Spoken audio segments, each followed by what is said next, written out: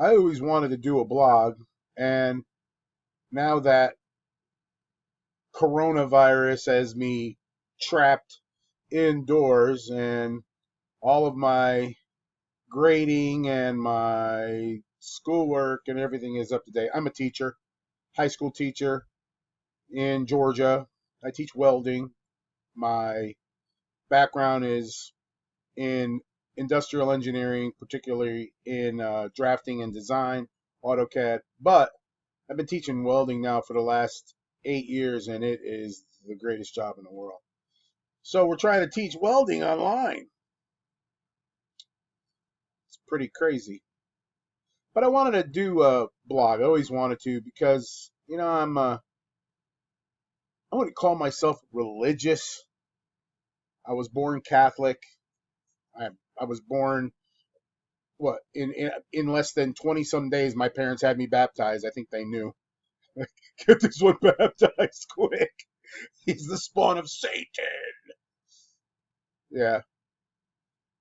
Whew, some of the crap that goes through my head still to this day. I went through 8 years of Catholic grammar school. I had 4 years of Jesuits at Fairfield Prep. Woohoo! I wore this shirt just for today. I had this made for a thing that we did in school back at Grayson, what your alma mater was. And so on the back it says Catchmar 80. And then I went to 2 years at Fairfield University, which is also a Jesuit Catholic. And, you know, I never really got it. There we go. Feels better. I never really got it. Went through all the motions, went to Mass, First Holy Communion, First Confession, Confirmation. Oh my gosh, I took the name Moses, and you would have thought that it was absolutely the end of the world. I had to go to the bishop to get permission to use the name Moses for my confirmation name. I went through, all the indoctrination of the church and all the ritual and all the rite and all the sacraments. Was even considering being a priest at one point, but Fairfield U took care of that. Thanks, Fairfield U. Appreciate it. You saved me, baby. Anyway, no, I have a great deal of respect for priests. I just knew that in my heart, in my brain, I wasn't good enough. There's no way. I was a lecherous, lying, cheating jerk. I mean, I was a jerk. I never really had any major trials and tribulations in my life other than, typical stuff that a lot of people go through, acne, being fat. But my mom and dad took care of me, I will admit. I was able to go to this great school. My mom sacrificed everything and went to work there so that she could afford to send me and my brother. She gave up a lot of money to be a teacher in the public schools to go to the private school. I think her first salary was like $9,000, and she left about $6,000 on the table, which was a lot of money back in 1969, so that she would be able to plan for the future. So, but yeah, oh my gosh, I couldn't be a priest. I was just absolutely not ready to make that commitment because I was selfish. And that's where it is. It's complete selfishness was my entire existence. And it all changed one day. I got married. I was still a selfish son of a gun. I love my wife dearly. She's a beautiful person. She's from New Jersey. Hey, I'm from New Jersey. She says orange. My daughter makes fun of her. Orange. We're gonna go to Florida. Anyway, got married, and did the whole 9 yards. Big, huge wedding. Bought our first house, and then we got pregnant. My wife had spina bifida when she was a baby. Left her with a 85-degree curvature of her spine off at an angle. So she's a little lopsided. She always said, I'm a little lopsided, but I'm on time for the party. But doctors told her, don't even think of having kids. I mean, all her life she was told, there are things that you're not going to be able to do. When she was born, her mother said, they told her mother that her life expectancy even wasn't that great. She'd never be able to have control over bodily functions. I mean, it was a mess. The story that I heard was absolutely horrifying. But Liz, man, my mother-in-law, you don't tell her she can't do something. She had that child potty trained on time. And, Pam was on crutches and chairs, all that kind of stuff most of her life. It wasn't until college that she was actually able to be more mobile. And they told her, please don't think about having children. And I'm like, oh my God. And she looked at me, and when we were going through all the pre-Cana stuff with the Catholic Church, and she's Presbyterian now. Oh my God, I had to go all the way to freaking Rome to get a plenary indulgence or whatever you want to call it to marry her. It was like, oh my God, it was an act of Congress. That's a bad analogy because I still wouldn't be married. But we had to go all the way to Rome. We had to petition Rome so that I could get married in her church because she liked the church. And the deal was, okay, fine, get married in your church, but I want to raise my kids Catholic because I want to send them to Catholic school, which I have done. I'm very blessed that I was able to do it.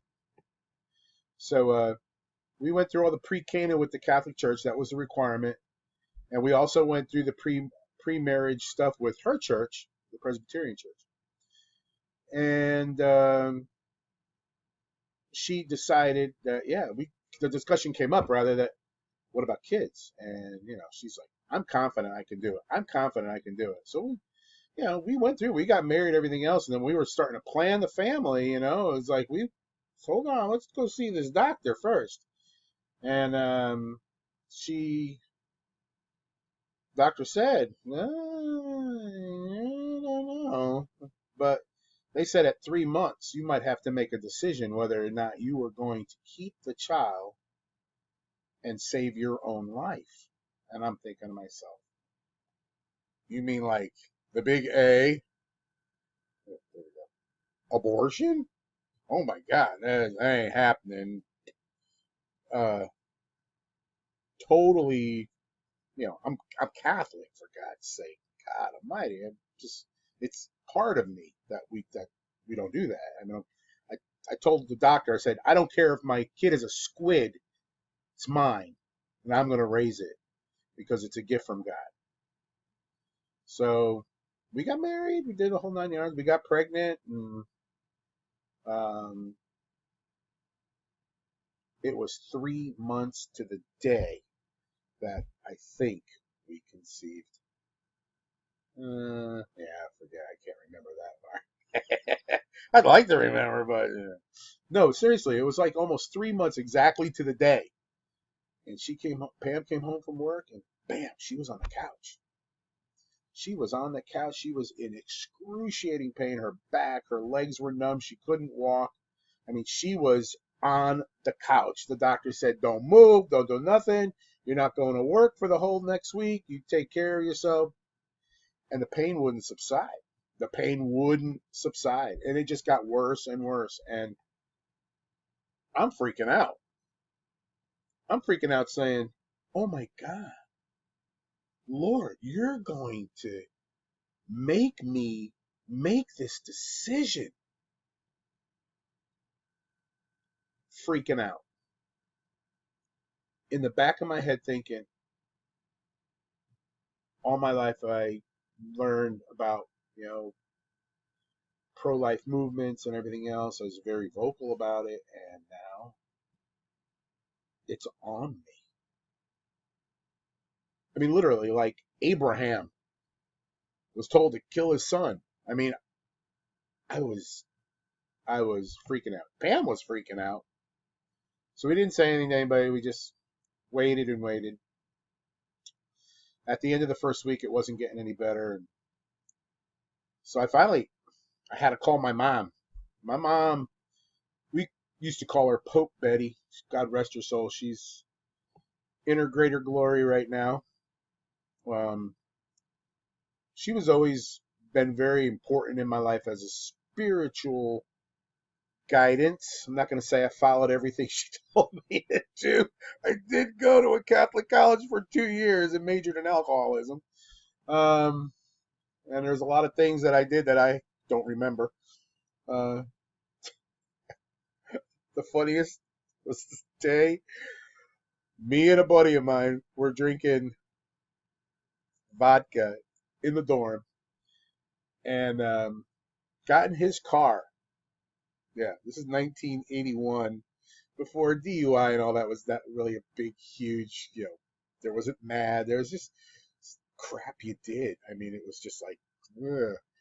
Anyway, so it was nighttime and we're driving. I think he was okay, but we're driving through this road and there's no lights on the campus and there all of a sudden there was this glowing, what I thought was an apparition of the Blessed Virgin. I mean, it was glowing. And I'm having a heart attack. And I'm like, oh my God, oh my gosh, it's the Blessed Virgin. Oh my gosh. And my buddy looks at me and he says, dude, it's a fire hydrant painted silver. I'm like, oh, never mind. Woo. But getting back to my wife story and my child story.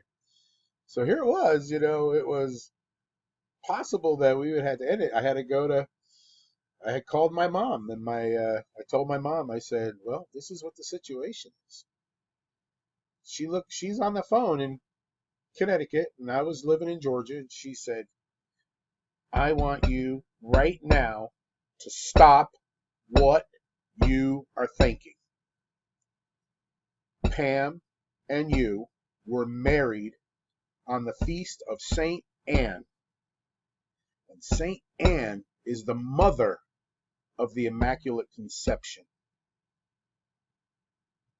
And I she never said it to me before, and it struck me. It's like, oh my gosh, Mary's mother was the day that we were married, uh, July 26th. I remember. I think about it. I always get 2697 or 2796, and I always remember it's 97, so it's 26. The Feast of Saint Anne. So she says, I want you to pray to Saint Anne right now. She called all my aunts. They were all still alive back then. I had everybody praying to Saint Anne. I was praying to Saint Anne. I had friends here. I was at Saint Marguerite de Youville at the time, church in Lawrenceville, Georgia, praying to Saint Anne, praying to Saint Anne. And I'm going to tell you what, it was like the very next day, Pam got up off the couch. She said, I don't have a single pain. I don't have a single pain in my body. She goes, and she went to work. She went back to work. That baby, now you got to picture this. My wife is like 115 pounds. She's 4'10". That's primarily because of the spina bifida. And she carried this baby to 6 pounds, 15 ounces. And she worked up into the day before her C-section. Yeah, she carried this kid the entire time. And they told her, oh no, you're not going to be able to have kids. You might not even be able to conceive. So, but here's the deal. Because of the spina bifida and because of all the complications so far and the pain and adjusting in her body and everything else and the way that her spinal column jutted into her uterus, they were afraid for future stuff. So they almost doubled the ultrasounds we had to get done at one point, but what they were looking for was to see if CJ's spine was completely enclosed all the way down the back of his body. But the way he was positioned in the room was weird. He was facing out, right? So we couldn't see his spine on the ultrasound, no matter what we did. Couldn't position him or anything else. So we didn't know. So they wanted to do amniocentesis on this kid. But then they went over the risk factors and said, oh, I think it was something like 40% end in miscarriages or complications. And we were like, I told the doctor again, I said, look, kid comes out of squid, he's mine. We're going to be on a swim team. He'll be the fastest one in the water. Woo! Right? So she carries him up. We had the C-section.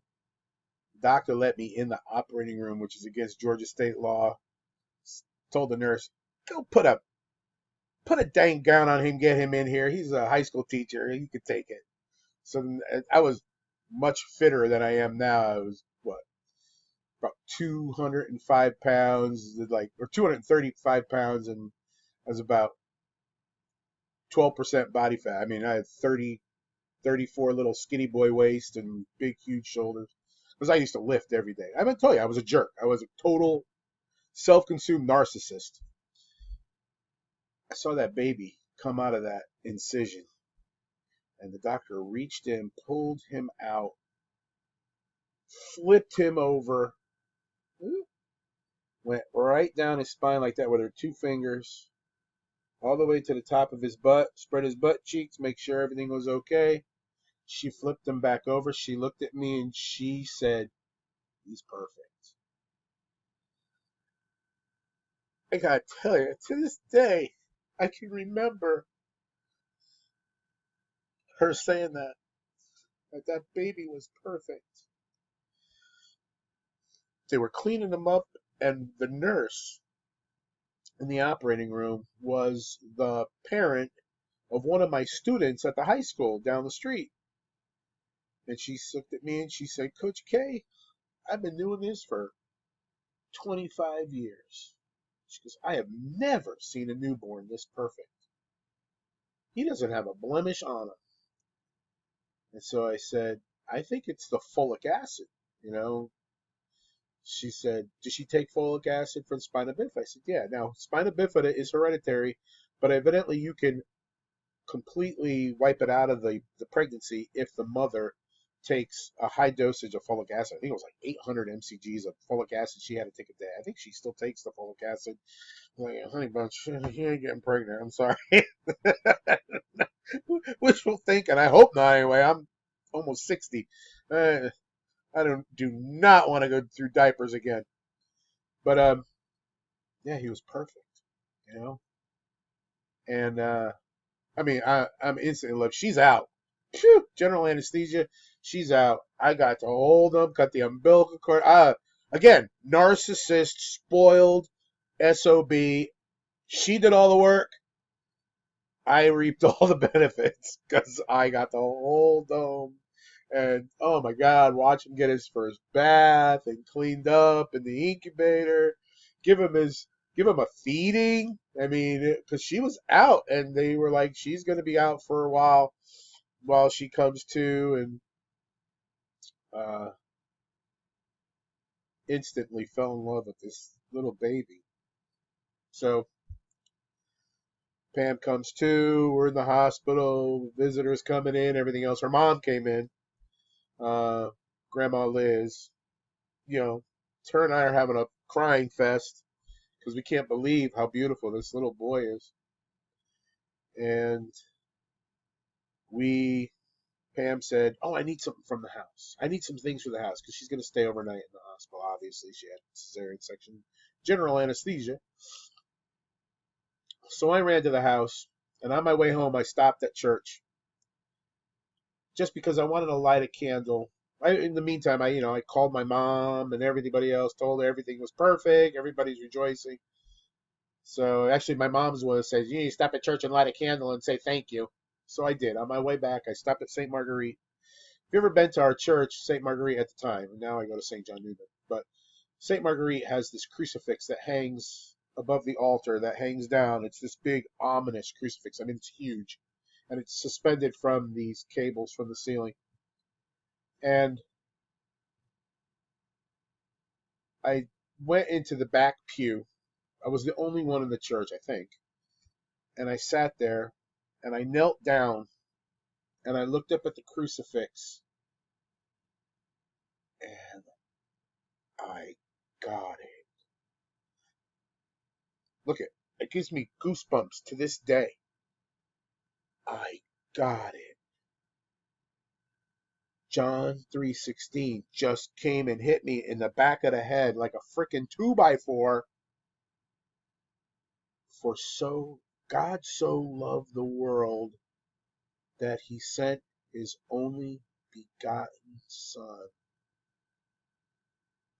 To the part they leave out there, or I'm leaving out, is to die, willingly die, for a narcissist, sinning piece of crap that doesn't take anything seriously and thinks of nobody but himself. I get it. I get it. I find at that moment, it was like my metanoia. My mother calls it my metanoia. It was like my spirit, my religious experience. My whole body, I just had goosebumps. I still do every time I think about this story. I have goosebumps on my legs right now, just creeping up my spine. I get it. Holy cow, do I get it? I got it. And I am not capable of understanding that level of love. I'm incapable of replicating God's love for me because I now have that only begotten son, or my only procreated son. And if anybody looks at him crosswise, I'm going to smack him upside the head because that's my kid and he's 18 now and I still, Daddy Bear will come out. I keep my distance, but Daddy Bear will come out.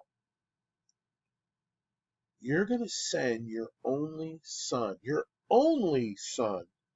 to die for a piece of garbage like me.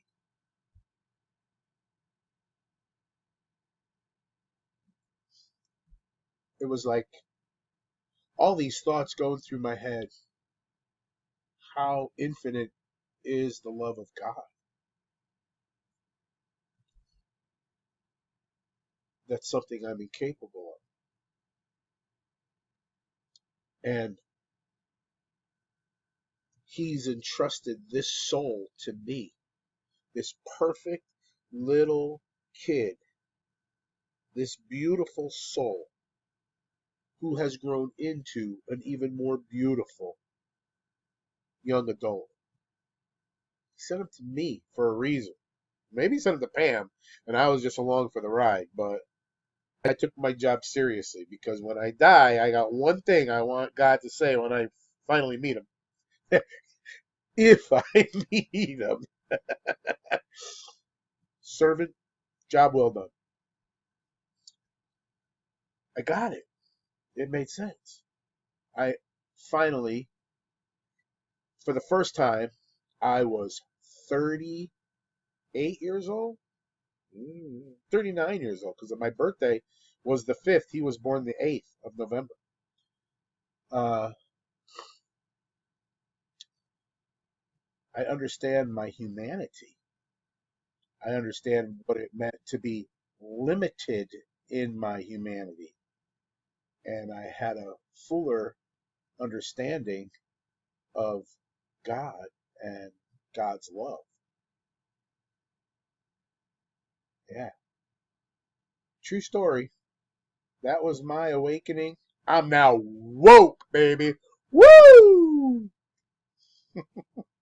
But that's a pretty good first entry for a blog.